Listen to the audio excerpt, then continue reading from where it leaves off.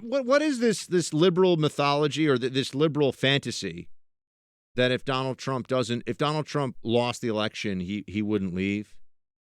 This is amazing for a number of reasons. One, there's just no evidence that this is the case. There's no reasonable reason to believe this.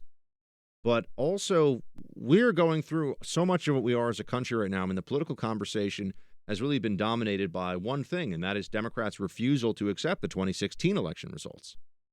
So Democrats refuse to accept the 2016 election results, spawning a special counsel investigation and countless conspiracy theories and all these remove Trump efforts, and quite honestly, the impeachment effort and the Senate trial that then acquitted President Trump.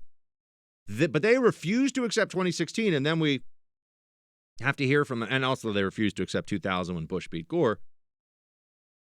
And now we are told that we should be concerned that Donald Trump is not going to accept the 2020 election results. You know, fool me once, as Bush said, can't get fooled again. What are they doing here?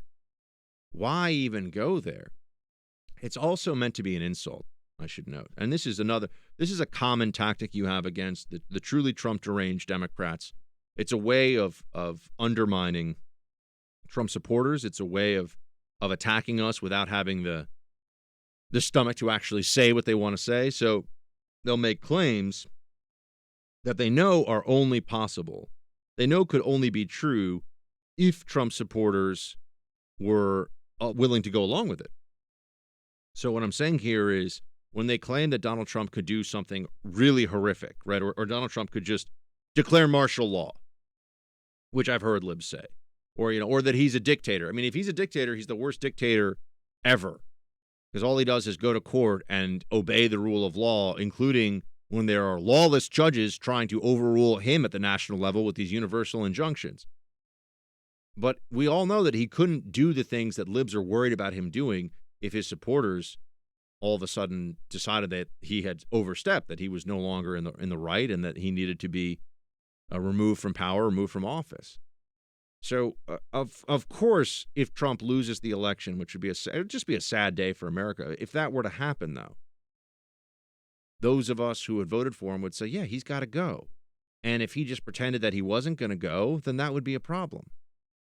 But even in trying to placate libs' crazy fantasies, you almost give some degree of credibility to it. Like, we have to explain this to them. Like, yeah, guys, that's right. If Trump really was going to nuke Sweden tomorrow, we would stop him. I promise. We wouldn't be like, yeah, Trump, go for it. You know, you don't like IKEA anymore. Go ahead and fire off a bunch of ICBMs. Of course, but in having to even say this, it's like we give some credibility to the absurd assertion in the first place. And this is a game they play that with Trump not leaving office. Of course, if he loses, he's going to leave office. And his supporters would insist, because we believe in the rule of law, and we believe that you have to obey the rules that everyone agrees to. Only libs think the rules change depending on what they want. Only libs believe that nothing matters when they feel like there's something more important. And there's nothing that can obstruct them in their will to power. So it's troubling. I just think this is a dumb thing that we have to keep hearing. What if Trump doesn't leave? Well, they should just think about what happens when Trump wins. Hey, Team Buck, thank you so much for watching The First on YouTube. If you like this video, please click that little thumbs up button so then it will log as liked. And also, if you want to see more great content from The First, please click subscribe.